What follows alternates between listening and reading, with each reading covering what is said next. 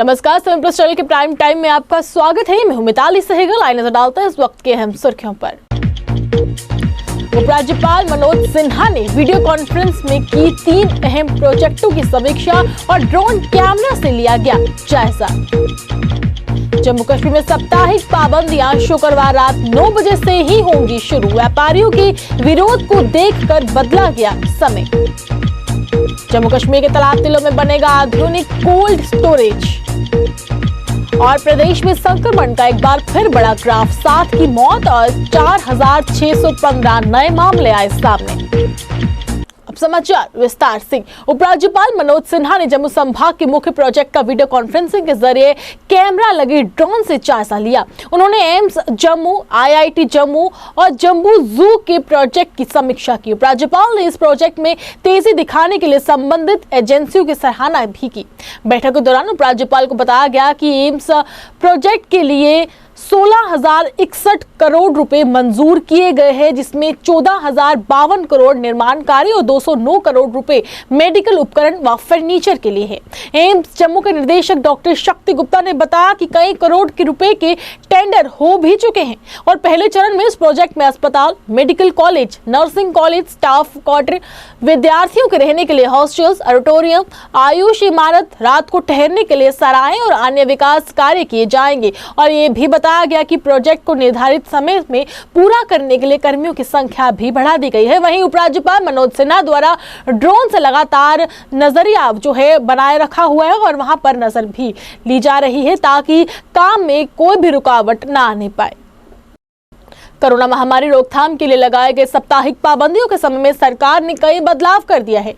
कारोबारियों की नाराजगी पर देखते हुए साप्ताहिक पाबंदियां अब शुक्रवार दोपहर 2 बजे के बजाय रात 9 बजे से सोमवार सुबह 6 बजे तक रहेंगी।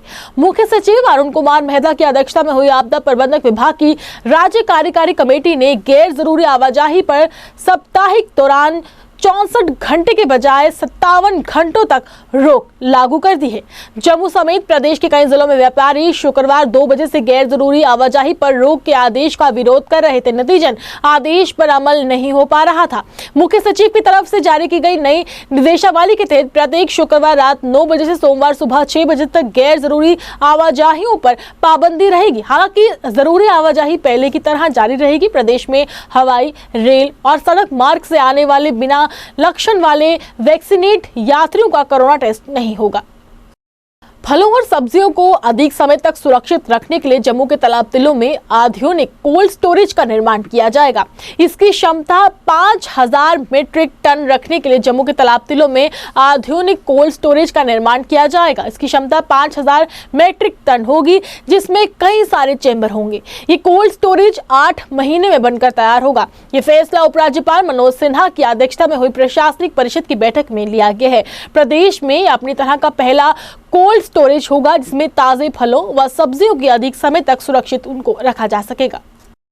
जम्मू कश्मीर में 4 दिन बाद कोरोना संक्रमण के मामले में एक बार फिर बढ़ोतरी दर्ज की गई है। प्रदेश में पिछले 24 घंटे में 4,615 नए मामले सामने आए हैं। साथ ही 7 मरीजों की अब तक मौत हो चुकी है। मृतकों में 4 जम्मू संभाग व 3 कश्मीर संभाग से हैं। हालांकि 65,057 मरीज स्वस्थ भी हुए हैं और सक्रिय मामले 4,270 रह गए हैं। पिछले 4 दिन से संक्रमण की गिरावट आई है। वहीं 25 जनवरी को सर्वाधिक 65,070 संक्रमित मामले सामने आए थे और इस दिन 54,000 से ऊपर कोविड परीक्षण किए गए थे। इसी तरह 26 जनवरी को भी 49,000 से ऊपर कोविड परीक्षण में 56,006 और 27 जनवरी को 61,000 से ऊपर कोविड परीक्षण में 59,059। 28 जनवरी को भी इसी तरह से मामले सामने आए थे। लगातार संक्रमितों का ग्राफ बढ़ता जा रहा है। वहीं अब जो सरकारी अधिकारी हैं और अन्य जो लोग NGO संगठन हैं, लगातार जनता से अपील कर रहे हैं कि कोविड नियमों का पालन करें, SOPs का पालन करें। सरकार द्वारा जो गाइडलाइंस दी गई हैं और लगातार जो लॉकडाउन लगाए जा रहे हैं उन पर अमल करें ताकि कोविड की तीसरी चेन को किसी हद तक रोका जा सके। जम्मू कश्मीर के भलेसा की संस्कृति तथा कला को उजागर करने वाली भलेसा नामक पुस्तक आज विमोचन किया गया। वहीं सदाकत मलिक द्वारा लिखित इस पुस्तक के विमोचन के मौके पर वरिष्ठ पत्रकार सोहेल काजमी मुख्य अतिथि के रूप में मौजूद रहे। इसके अलावा उप कुलपति सहित कई गणमान्य लोग भी इस कार्यक्रम में विशेष तौर पर उपस्थित रहे। इस मौके पर मुख्य अतिथि द्वारा कहा गया कि इस पुस्तक के माध्यम से हमें भलेसा की संस्कृति को करीब से समझने का एक अवसर प्राप्त होगा। आज आप सब यहाँ आए ऑनरेबल वाइस चांसलर साहब के चैम्बर में, क्योंकि कोविड की सिचुएशन है और इन्होंने फिर भी इनकरेज करने के लिए भलेसा के हमारे सदाकत मलिक साहब और ख़ासकर जम्मू यूनिवर्सिटी के ही एक प्रोडक्ट, और वाइस चांसलर साहब को खुशी भी होती है कि अपना प्रोडक्ट जब कोई रिसर्च वर्क लेके सोसाइटी में उसको लॉन्च करता है तो नेचुरली उसकी एक अलग सी खुशी होती है। उसके लिए इनका बहुत बहुत शुक्रिया, इन्होंने इनको इनकरेज भी किया। और मैं समझता हूँ भलेसा गुलाम नबी आज़ाद साहब तक मैं दूर था कि भलेसा में गुलाम नबी आज़ाद साहब ने क्या काम किया और कहाँ से निकले और कहाँ पहुँचे, लेकिन अब उनके बाद भलेसा के ऊपर एक ऐसा डॉक्यूमेंट जो सदाकत मलिक साहब के वसादत से लॉन्च हुआ है, एक रिसर्च वर्क, मैं समझता हूँ that will add colours to that place. बहुत ही खुशी का दिन है कि सदाकत मलिक साहब की जो किताब आई है भलेसा, ये आज इसको रिलीज़ किया है हमने। और ये किताब जो है ये इस एरिया के कल्चरल हिस्ट्री और हेरिटेज के ऊपर उन्होंने काफ़ी रिसर्च करके ये किताब बनाई है। और मैं जो मलिक साहब हैं उनको बहुत बहुत बधाई देना चाहता हूँ कि उन्होंने ये बहुत ही एक मुश्किल काम जो है वो अपने हाथ में लिया और उसको एक अच्छे से डॉक्यूमेंट किया है। किताब की शक्ल में आप ये हमारे सामने है, बहुत ही खूबसूरत किताब है। और मेरा ये मानना है कि हमारी जो विरासत है, हम बहुत रिच हैं, हमारी लैंग्वेजेस, हमारा कल्चर जो इस पूरे एरिया का जम्मू कश्मीर यूनियन टेरिटरी का है, उसको डॉक्यूमेंट करना और उसके लिए रिसर्च करके उसको डॉक्यूमेंट करना बहुत ज़रूरी है। और बहुत कम लोग हैं जो इस तरह का काम करते हैं और इन चीज़ों को सामने लाते हैं। तो मुझे पूरी उम्मीद है कि ये किताब जो है ये अपने आप में बहुत मुफीद साबित होगी।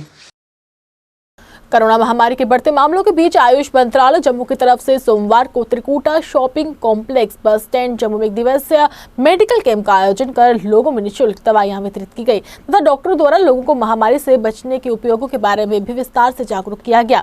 इस मौके पर कॉम्प्लेक्स के प्रधान ने बताया कि आयुष मंत्रालय की तरफ से लोगों में निःशुल्क दवाइयां वितरित की गई है ताकि वे महामारी के इस दौर में अपने आप को इस बीमारी से दूर रख सके। कैंप लगाया गया है और कैंप 2-3 दिन हो गए चाहिए चलता हुआ, और गवर्नमेंट काफ़ी लोगों के लिए जो कोरोना फैल रहा है उसके लिए ये दवाइयाँ दी जा रही है फ्री ऑफ कास्ट, कोई पैसे नहीं। मेरा नाम सूरज शर्मा है, प्रेसिडेंट त्रिकुटा शॉपिंग कम्प्लेक्स का हूँ, और मैंने ये ऑलरेडी अंदर 1000-1500 बंदा हमारे कम्प्लेक्स के अंदर बैठा हुआ है। ये उनके लिए भी लगाया है, आम पब्लिक के लिए भी ये कैंप लगाया गया है कि जो भी दवाइयाँ यहाँ से फ्री दे रहे हैं, गवर्नमेंट का बड़ा बड़ा शुक्रिया।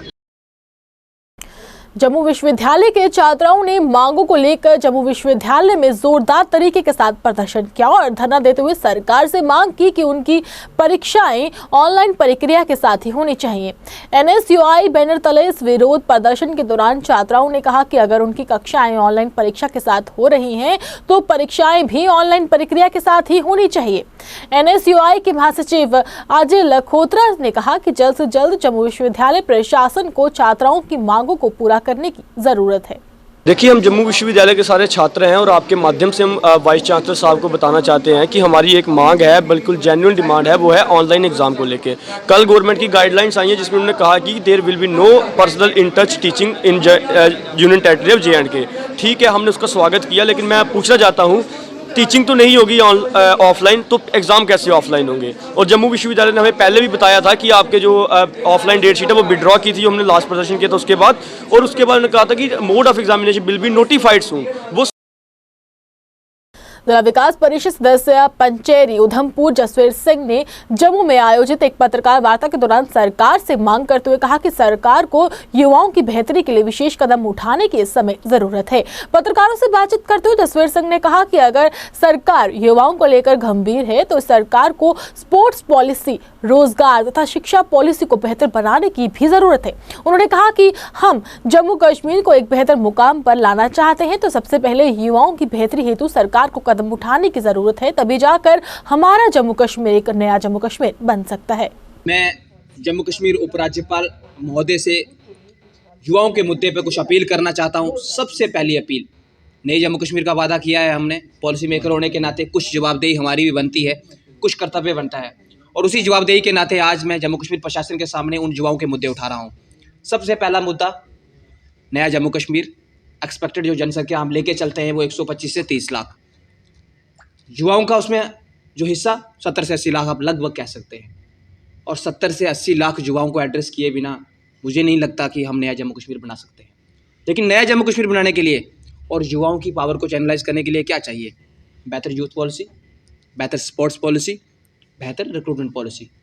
लेकिन इन तीनों पॉलिसीज़ में से हमारे पास एक भी अप टू डेट और रेशनल पॉलिसी नहीं है, और ये बड़ा जम्मू कश्मीर का बड़ा दुर्भाग्य है कि पॉपुलर गवर्नमेंट तो बना नहीं पाई, लेकिन जब पॉपुलर गवर्नमेंट नहीं रही और जब सीधा जो है वो राज्यपाल प्रशासन के हाथ में सत्ता आई, जहाँ आज उपराज्यपाल प्रशासन के हाथ में है, तो उसके बाद भी हम इस पे काम नहीं कर पाए।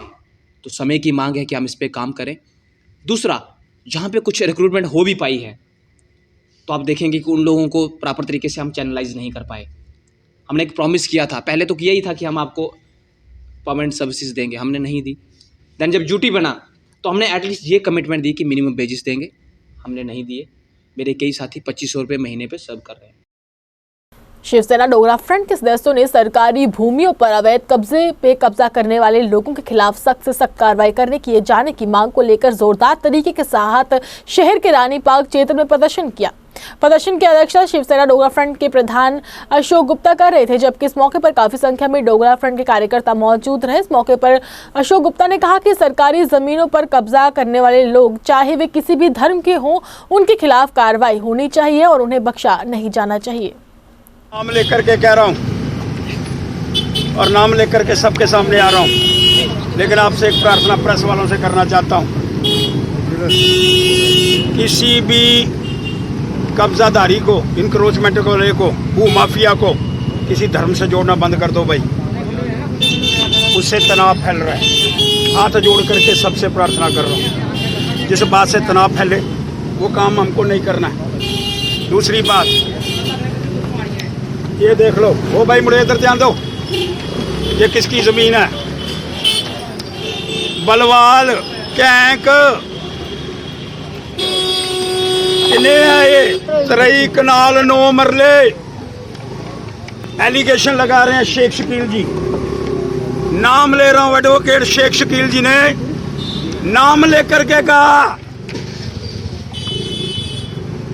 कविंदर गुप्ता, पिता का नाम, आगे क्या था, ये सारा आरोप लगाया। फिर एक्शन कमेटी के सब डिविजनल कमिश्नर साहब से प्रार्थना करना चाहता हूं, डीसी साहब का कहें अंशुल गर्ग जी, अंशुल गर्ग जी, ये उसके बाद में पाने के अंदर सबसे बड़ा योगदान, और ये हमारे गवर्नर साहब जिन्होंने ऊपर से आदेश दिया।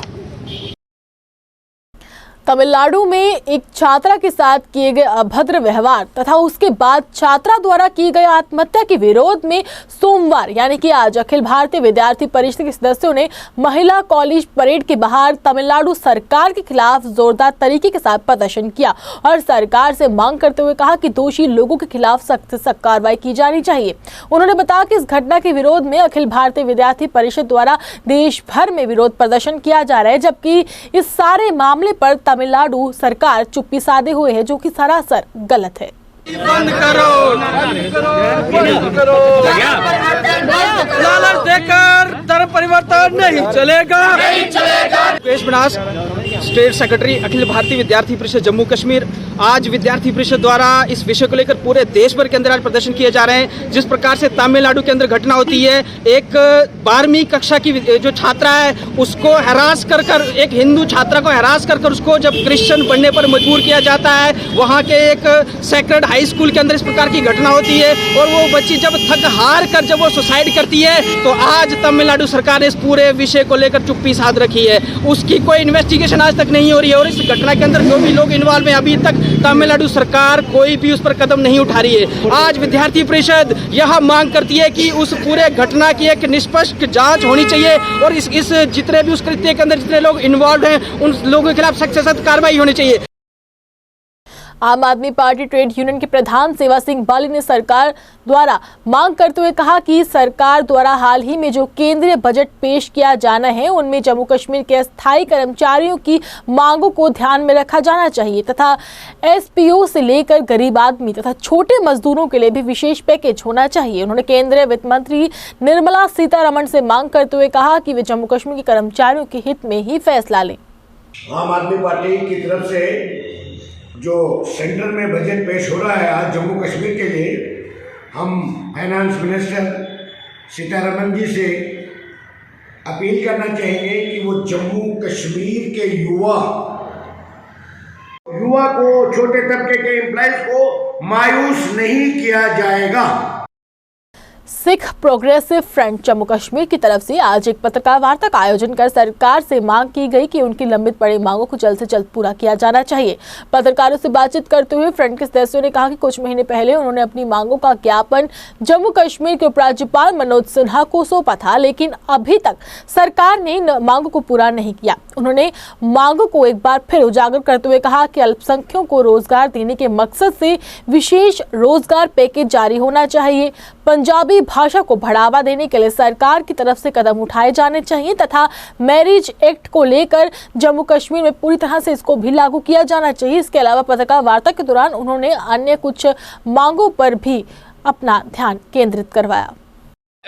सर, आज की प्रेस कॉन्फ्रेंस के माध्यम से मैं ये इसलिए हमको करनी पड़ी क्योंकि आज से 14 मार्च 2021 को हम एलजी साहब से मिले थे, हमारा एक डेपुटेशन, जिसमें हमने 10 नुकाती एक प्रोग्राम मेमोरेंडम एलजी साहब को सबमिट किया था, जिसमें मेजर उन्होंने कहा जी भाई ये 10 में से कुछ मेरी डोमेन में पड़ती हैं, कुछ मेरी डोमेन में नहीं, और जो उनकी डोमेन में पड़ती है उन्होंने कहा था एक माइनॉरिटी कमीशन की कॉन्स्टिट्यूशन जम्मू कश्मीर में करनी, क्योंकि पहले 370 थी, नहीं हो सकती थी, मैं करूँगा।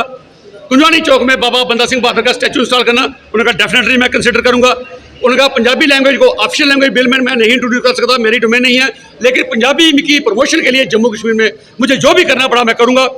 उसके बाद आनंद मैरिज एक्ट, सिखों के लिए जो आनंद मैरिज एक्ट बना 7 जून 2012 में पार्लियामेंट में पास हुआ, उनका उसकी इंप्लीमेंटेशन भी जम्मू में मैं डेफिनेटली करूँगा। और सबसे बड़ा मुद्दा जो हमने उनकी नारे में लाया कि आज से मैं एलजी साहब कुछ देर पहले जम्मू कश्मीर में जो एक special package employment package Delhi से आया था माइग्रेंट्स के लिए, 2017 में जब PDP-NC की गवर्नमेंट थी, इन्होंने नॉन माइग्रेंट कश्मीरियों को भी उसमें इनकॉर्पोरेट किया। पर जिन माइनॉरिटी के लोगों ने कश्मीर से माइग्रेशन नहीं की, इवन पीक जब मिलिटेंसी पीक पे थी, अगर कश्मीरी पंडितों की वहाँ किलिंग्स हुई, वहाँ मोर देन 150 सिखों की भी किलिंग हुई। तो इसलिए हम भी उस लेजिटिमेट राइट हमारा भी बनता है, अगर नॉन माइग्रेंट कश्मीरी पंडितों को भी दिया जाता है, वो पोस्टें सिखों को भी दी जाए। तो जब ये चीज़ें 1997 पोस्टों की बात की, भाई सर कश्मीरी पंडितों के लिए है, उन्होंने कहा सचमुच आपके साथ बेइंसाफी है, बहुत जल्दी मैं नॉन माइग्रेंट सिखों के लिए भी पोस्टर रखने जा रहा हूँ। चतुर्थ श्रेणी के लिए आवेदन कर चुके आवेदकों ने मांगों को लेकर अपना आंदोलन तेज कर दिया है। आज यानी कि सोमवार को भी उन्होंने अपनी मांगों को लेकर जम्मू प्रेस क्लब के बाहर जोरदार तरीके के साथ प्रदर्शन किया और सरकार से मांग करते हुए कहा कि उनकी मांगों को अब जल्द ही पूरा किया जाना चाहिए। उनका कहना था कि सरकार द्वारा युवाओं को रोजगार के लिए फास्ट ट्रैक पर भर्ती प्रक्रिया शुरू की थी और इस दौरान उन्होंने लिखित परीक्षा भी दी थी, पर अभी तक सरकार की तरफ से उन्हें कोई भी जवाब नहीं मिल रहा। सरकार द्वारा जितनी पोस्टों के लिए आवेदन मांगे गए थे उनमें से आधे पदों को ही भरा गया है, जबकि 3000 के करीब पद अभी भी खाली पड़े हुए। उन्होंने कहा कि अगर उनकी कोई सुनवाई नहीं हुई तो आने वाले दिनों में बड़ा आंदोलन करने पर मजबूर हो जाएंगे, जिसकी जिम्मेवार प्रशासन व सरकार की होगी। आज हम यहाँ पे इसलिए इकट्ठे हुए हैं क्योंकि जम्मू कश्मीर के अंदर पहली बार ड्यूटी रुकने का फर्स्ट रिक्रूटमेंट जो है क्लास 4 की हुई, जिसमें JKGAD ने कुछ रूल फॉर्म करके इस रिक्रूटमेंट को स्टार्ट करवाया। JKSSB ने एग्जाम लिया, एग्जाम लेने के बाद JKSSB ने जब एग्जाम लिया तो 5500 की अपॉइंटमेंट कर दी, लेकिन 3000 पोस्टों का अभी भी पेंडिंग रखा है। हमारी वेरिफिकेशन हो गई है, रिजल्ट आगे सब कुछ होने के बावजूद हम JKGAD से कहना चाहते हैं कि अगर उन्होंने 1 हफ्ते के अंदर इस रिक्रूटमेंट को कंप्लीट नहीं किया, इस रिक्रूटमेंट की लिस्टें नहीं निकाली, तो हम एक बहुत बड़ा प्रदर्शन करेंगे। आज हम हर डिस्ट्रिक्ट से 3 बच्चे आए हैं, कल वो 3000 का 3000 बच्चा, एक हफ्ते के बाद इसी सड़कों पे आपको तंबू लगाए दिखेगा विद फैमिली। हमारा जो ये हरास कर रहे हैं, हम इसको इतना नहीं होने देंगे। हम अपना हक लेके रहेंगे, चाहे कुछ भी हो जाए। हम अब डू और डाई मोड पे, हम अगर महात्मा गांधी के सिद्धांतों को पीसफुल प्रोटेक्ट कर रहे हैं, उनके ग्रामीण क्षेत्रों में रहने वाले लोगों को बेहतर स्वास्थ्य सुविधाएं प्रदान करने के मकसद से डीसी पुंछ ने 3 मेडिकल ब्लॉकों के लिए एडवांस लाइफ स्पोर्ट्स एम्बुलेंस को रवाना किया। नेशनल हेल्थ मिशन यानी कि NHM अभियान के तहत इस एम्बुलेंस को रवाना करने के उपरांत डीसी ने कहा कि लोगों को इससे काफी लाभ मिलेगा और इलाज में एम्बुलेंस लाभदायक सिद्ध भी होगी। मैं आपके माध्यम से हमारे जो 3 मेडिकल ब्लॉक्स हैं, स्वर्णकोट, मेंढर और पुंछ, जिसमें मंडी का ब्लॉक जिसको कहते हैं, इनके तमाम लोगों को मैं मुबारकबाद देना चाहता हूं कि हमने तीनों ब्लॉक में जो नेशनल हेल्थ मिशन के द्वारा 3 एडवांस लाइफ सपोर्ट सिस्टम की एम्बुलेंसेज हमें मिली हैं, वो हमने जहां से उनको रवाना किया है। यकीनन ये सबसे एडवांस्ड एम्बुलेंस है, इसका लोगों को फ़ायदा होगा।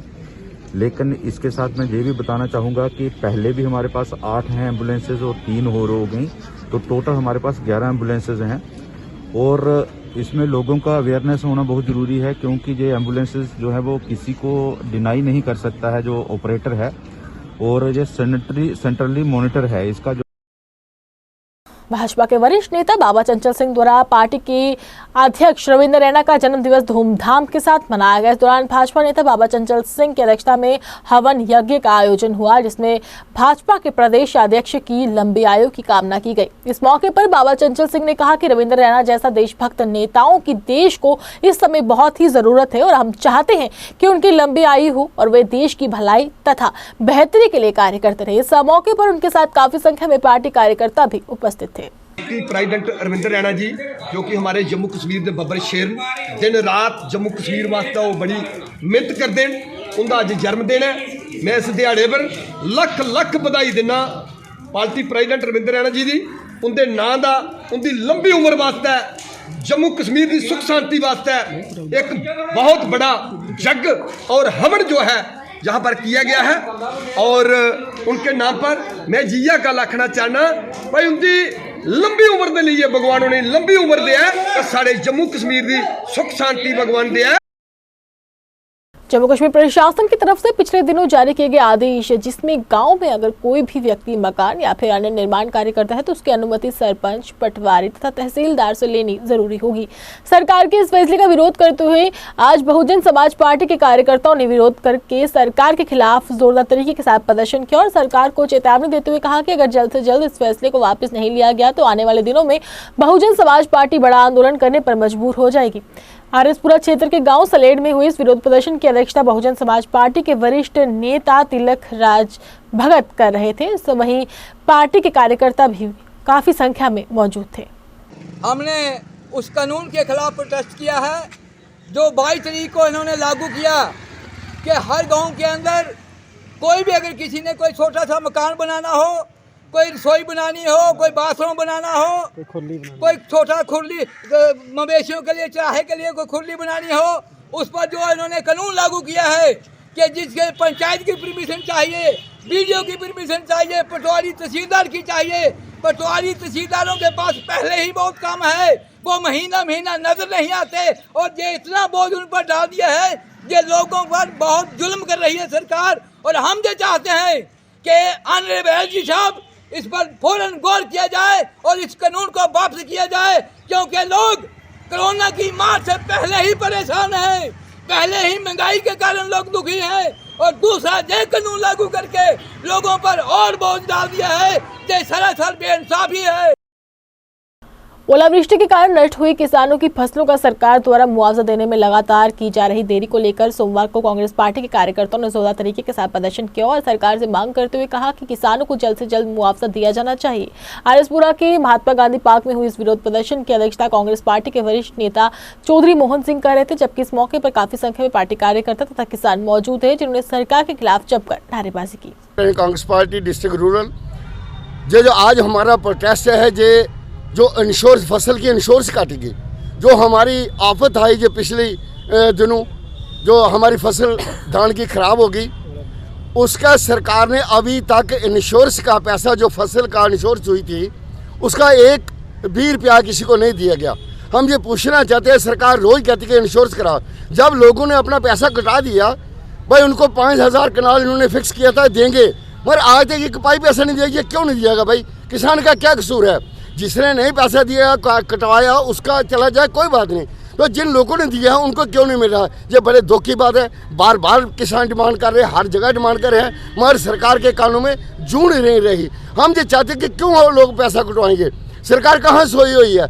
कब की ये फसल खराब हुई? अब तो आधा टाइम तो दूसरी फसल का भी हो गया, दूसरी हमारी खराब होने पर आ गई है। तो मैं सरकार से ये बात नहीं देना चाहता हूँ, आप सबसे पहले इंश्योरेंस का पैसा दीजिए, उसके बाद जो पिछला खराब हुआ था 18-19 का वो भी नहीं आपने दिया, 30% लोगों को दिया, 70 का नहीं दिया। जो इस फसल का अभी भी आपने थोड़े लोगों को दिया है, सारे लोगों को नहीं दिया। हमारी ये सरकार से मांग है कि आप जल्दी से जल्दी इन गरीबों को पैसा दिए, शादियों का त्यौहार है। आरएसपुरा की शाम का रोड स्थित डेरा बाबा स्थित चौकिया दुख निवारण मंदिर फतेहपुर ब्राह्मण में माघ माह के पवित्र मौके पर विशाल सत्संग का आयोजन किया गया, जिसमें सैकड़ों संख्या में संगतों ने भाग लिया और मंदिर में सेवादार बाबा जसवीर दास जी महाराज की अध्यक्षता में आयोजित हुए इस विशाल धार्मिक कार्यक्रम के दौरान स्वामी नरेंद्र दास जी महाराज तथा यशपाल शास्त्री जी महाराज द्वारा आए हुए श्रद्धालुओं को अपने अमृत रूपी प्रवचनों से निहाल किया गया। इस कार्यक्रम में डीडीसी सदस्य प्रोफेसर गारूराम भगत तथा टीडीसी सदस्य तरनजीत सिंह टोनी सहित क्षेत्र के कई गणमान्य लोग भी उपस्थित थे। जय श्री राम, जय बाबा सिद्ध गौरिया, जय बाबा श्री चंद्र महाराज जी की। आज माघ महीना जो हर साल की तरह जानते हुए इधर जो आज संगत के द्वारा आज सत्संग का आयोजन करवाया गया और डेरा सिद्ध जोगियां दा दुख निवारण मंदिर सिद्ध फतेहपुर ब्राह्मणा खदेपुर आरएसपुरा जो बाबा जी का बाबा सिद्ध गौरिया बाबा श्री चंद्र धाम जी के जो सिद्ध स्थान में आज संगत के द्वारा और संतों के द्वारा आज जो कोरोना महामारी जानते हुए इसलिए जो ये प्रोग्राम रखा हुआ है कि जो कोरोना महामारी का जो कल्याण हो और संगत जो देश है सारे सुखी रहन। पुंछ में बेतर नाला पुल लगभग 20 साल पहले से पुल का निर्माण शुरू किया गया था और इन 20 वर्षों में पहली बार मरम्मत और रखरखाव का काम शुरू हुआ है, लेकिन लोगों का कहना है कि उम्मीद के मुताबिक काम नहीं हो रहा। केवल पुल की बाहरी जो पॉलिशिंग है वही की जा रही है। वैसे अगर लोगों को कहना है कि रक्षा की दृष्टि से ये पुल जो है काफ़ी महत्वपूर्ण है। भारत में ऐसे कई उदाहरण हैं जहां खराब मरम्मत और रखरखाव के कारण पुल गिर जाते हैं, मगर ये पुल जो रक्षा के अगर बात की जाए तो काफ़ी महत्वपूर्ण बताए जा रहे हैं। वहीं लोगों ने कहा है कि हम नहीं चाहते कि ज़िले में ऐसी कोई भी दुर्घटना हो जिससे इस पुल को या लोगों को काफ़ी नुकसान हो। वहीं लोगों ने बेहतर नाला ब्रिज में उचित व अच्छी सामग्री करने का जो है उपयोग लाने की सरकार से अपील की है। दुख इस बात का कि जम्मू कश्मीर यूटी बनने के बाद भी आज जो पुंछ में जो है करप्शन का जो है बोलबाला बहुत बढ़ रहा है।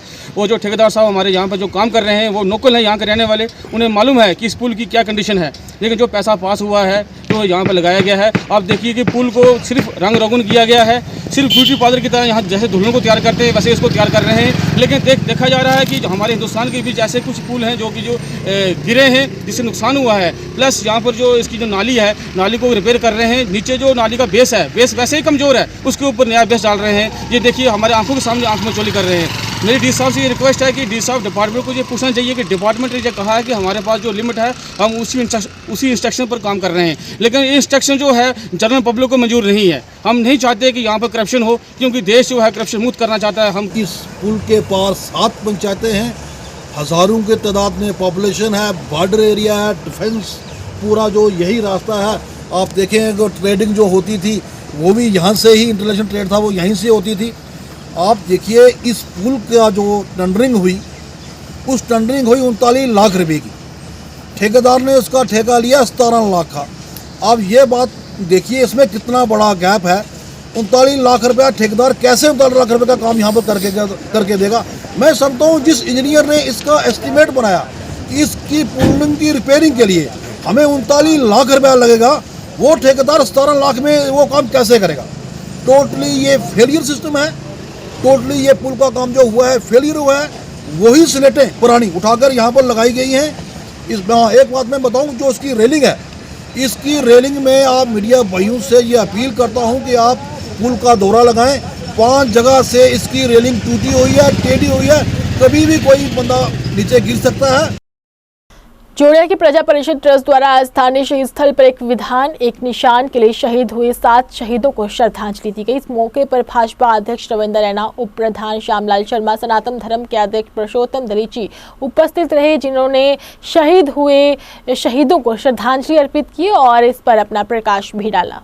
अवसर के ऊपर बधाई दूंगा, क्योंकि शहीदों की जो दिन होता है वो बधाई का दिन होता है और नमन करते हुए जिन्हें अमर शहीद की आज श्रद्धांजलि दिया गया, जिनका जिक्र आया कि एक विधान एक प्रधान एक निशान। जो परमिट सिस्टम को खत्म करने को लेकर जो एक बहुत बड़ा राष्ट्र हित में संघर्ष हुआ था, इस संघर्ष में जो हमारे अमर बलिदानी हैं, इनमें 31 जनवरी सन 1953 को यहीं जोड़िया के अंदर हमारे 7 वीरों ने अपने बलिदान दिए थे। और इसी प्रकार सुंदरबनी में, हीरानगर में और रामबन में भी प्रजा परिषद के आंदोलन में वीरों ने अपने बलिदान दिए। वहीं साइंस कॉलेज के बाहर विद्यार्थियों ने भी उस वक़्त अपने बलिदान दिए तिरंगे झंडे की खातिर। आज इन शहीदों को नमन करते हुए, उन्हें श्रद्धा सुमन भेंट करते हुए, मैं जम्मू कश्मीर के तमाम नौजवानों से ये निवेदन करूंगा कि जो हमारे पूर्वजों ने एक परंपरा वो चलाई। बिश्नाह क्षेत्र के साथ लगते गांव रेहाल कलांद्री में लोगों ने रोष प्रकट करते हुए बताया कि 1 महीने पहले एक सड़क बनी थी जो 15 दिन के बाद टूटना शुरू हो गई और लोगों ने एलजी प्रशासन से मांग की है कि सड़क पर घटिया सामग्री इस्तेमाल करने वाले लोगों पर कड़ी से कड़ी कार्रवाई की जानी चाहिए, जिससे सड़कों पर ये नुकसान लोगों को जो इससे परेशानियां होती है ये ना होने पाए। और आखना चाहते हैं भाई लाखां रुपए खर्च किया इत्थे, मगर ये 2-3 दिन भी नहीं कढ़े न। जिहड़े बनाने वाले न उनका कोई कसूर नहीं, कसूर तो है जेई दा, जिन्हें बनवाई करनी हुई है। किन्नी तनख्वाह लैंदा 60-70 हज़ार रुपया लैंदा उन्हें नहीं। ये जेह्ड़ा 10 लक्खें या 15 लक्खें च पानी पाई ओड़ेआ उसी कोई नहीं पुछदा। उसी पुछना चाहिए, ठेकेदार का कोई कसूर नहीं, कसूर तो है जेई दा। जेह्ड़े कम्म करवांदे न, किन्नी बजरी पई है, किन्ना इत्थे लुक पई है, किन्ना मटीरियल पिया, इत्थे पत्थर किन्ना पिया, उसी कोई नहीं पुछदा। ठेकेदार पता नहीं चढ़दा, ठेकेदार का कोई कसूर नहीं होंदा, कसूर तो है जेह्ड़ा तनख्वाह लैंदा। जेह्ड़ी रोड बनेआ है म्हीना भी नहीं कड्ढेआ, म्हीने कोला पैह्ले गै खराब होई गेआ ते नेईं उ'नें थल्ले बजरी सुट्टी, नेईं मिट्टी सुट्टी, नेईं रोड़ी सुट्टी उप्पर, इ'यां गै साढ़ा उप्पर सुट्टेआ, लुक्क सुट्टी थोड़ी पतली जेही ते उप्पर उ'नें ओह् पाई ओड़ी, लुक्क पाई ओड़ी ते बनेआ म्हीना भी नहीं कड्ढेआ ते टुट्टी भी गया है। किन्ने चिर तो टुटे दा आंटी पहले रोड है? ये पहले 14-15 साल होई टुटे दे, मतलब 14-15 साल के बाद हुन बनया। हां हुन बनया है, तो भी नहीं जा बनया, तो भी नहीं शैल बनाई ओड़दे तां भी हफ्ता भी नहीं कड्ढेआ, हफ्ता डेढ़ गो यार पाए दे, किन्ने चिर होया पाए दे, थोड़े चिर होया पाए दे। जिल्ले रोड टुटे दा किन्नी परेशानी हुंदी आंटी आने जाने? बड़ी परेशानी मां। सड़क के बारे में तुसें लब्भा दा सामने जो भी कीते दा ने, खाली बेलचे कन्नै माड़ी पाई ही ने, कन्नो कन्नी पटोई गेई ओह् ते आखने कोला बगैर इ'यां सारें गी पता है सामने लब्भने तुसें कैकरा पुट्टे दा। उसलै जेल्लै लाई इन्हें ते पा दे हन ते जेह्ड़े ब्रेक मारा दे मुड़े उ'नें आखेआ ब्रेक नहीं मारो भी पटोई जंदी है। आस्ता पुल्ला रक्खिए मोटरसाइकिल चलाओ अपने दी। बिल्कुल जे हफ्ता नहीं होया लुक गए हाँ, तुसीं ये बिच वाले रस्ते गए उ'नें सूए वाले बिल्कुल खत्म हो गई है लुक। जिस तरह ये रोड़ी निकली ने इहदे तो भी ज़्यादा रोड़ी निकल गई है। तो इस तरह ही मेरे पिंड मंगाल च पई है लुक, उत्थे भी पिंड तो लग के नहर तक डबल लुक पाई है, वो ठीक है। जिहड़ी अगे मूल सिंह दे घर कोल पई है वो बिल्कुल काला तेल पा के ना ते काली लुक करके ते वो चल गए। आइए चलते चलते एक बार फिर से नजर डालते हैं इस वक्त की अहम सुर्खियों पर। उपराज्यपाल मनोज सिन्हा ने वीडियो कॉन्फ्रेंस में की 3 अहम प्रोजेक्टों की समीक्षा और ड्रोन कैमरा से लिया गया जायजा। जम्मू कश्मीर में साप्ताहिक पाबंदियां शुक्रवार रात 9 बजे से ही होंगी शुरू। व्यापारियों के विरोध को देखकर बदला गया समय। जम्मू कश्मीर के तालाब तिलों में बनेगा आधुनिक कोल्ड स्टोरेज। और प्रदेश में संक्रमण का एक बार फिर बड़ा ग्राफ, 7 की मौत और 4,615 नए मामले आए सामने। 7+ चैनल के प्राइम टाइम में बस इतना ही। मुझे हमें टीम को दीजिए इजाजत, तो आप देखते रहिए 7+ चैनल। नमस्कार।